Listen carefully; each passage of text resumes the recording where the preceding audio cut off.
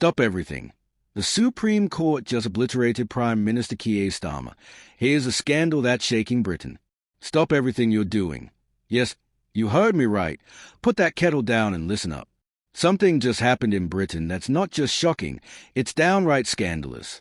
The Supreme Court has spoken, and it didn't just expose Prime Minister Keir Starmer. It obliterated him. Imagine this.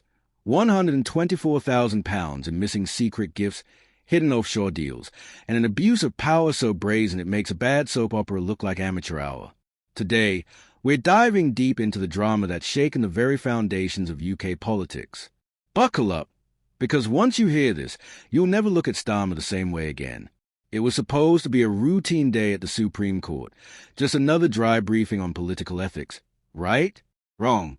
When Chief Justice Dame Sacker strutted in with a sealed envelope, the air shifted. It felt like she was about to drop the hottest mixtape of the year. Her calm, measured voice contrasted with the explosive content she delivered: secret transactions, luxury gifts, and a staggering £124,000 in undeclared taxable income linked to a property deal that should have raised more eyebrows than Boris Johnson's hair at a windy press conference. Dame Sacker didn't just call for Starmer to step down. She practically issued him an eviction notice from 10 Downing Street. This, my friends, is a national crisis, not just a scandal. How did the man who wrapped himself in the cloak of integrity end up as a poster child for Britain's latest corruption scandal? Spoiler alert, it's all in the paperwork. It started innocuously. Low-level Treasury auditors noticed discrepancies in Starmer's financial declarations. Think of it like finding a hair in your soup, not a crisis, but definitely gross.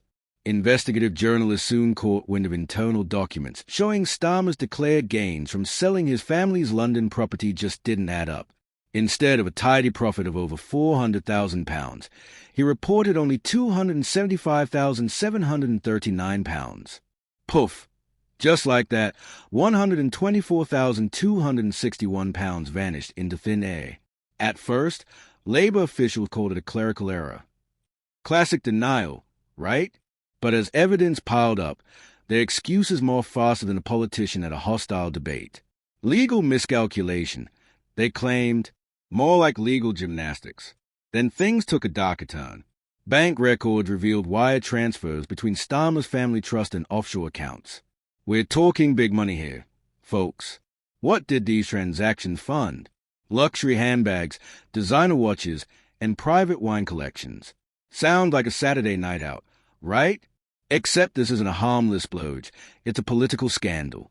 One donor, Lord Walter Alley, alone was linked to over £39,000 worth of unreported perks for Starmer and his wife. You know it's bad when your luxury items are more secretive than your last Tinder date. And it gets worse. Internal emails leaked to the press showed Starmer wasn't just aware of these gifts. He was actively trying to hide them, labeling them as party development expenses. Talk about textbook concealment.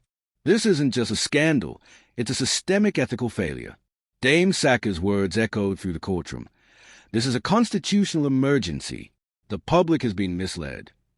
As the news spread like wildfire across social media, Starmer's premiership was left teetering on the brink. Even close aides reportedly advised him to come clean.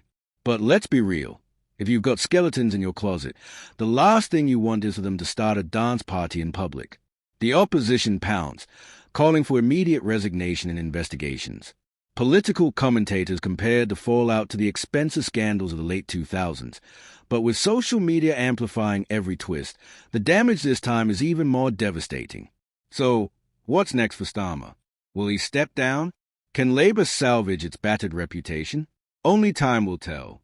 One thing's for sure, the scandal isn't going away anytime soon. Public trust has been shaken, and the political class is on notice that even the highest office in the land isn't immune from scrutiny. This saga is a stark reminder. In politics, the truth is often stranger than fiction. Leaders rise and fall, but the public's demand for transparency and accountability never fades. If this story rattled your brain like a tin can in a tornado, share your thoughts. Should Starmer step down or fight back? Is this the beginning of a new era of accountability, or just another chapter in Britain's long history of political drama? Drop your comment below and keep questioning everything, because in British politics, you never know what's coming next. Cheers to staying woke and never settling for half the story.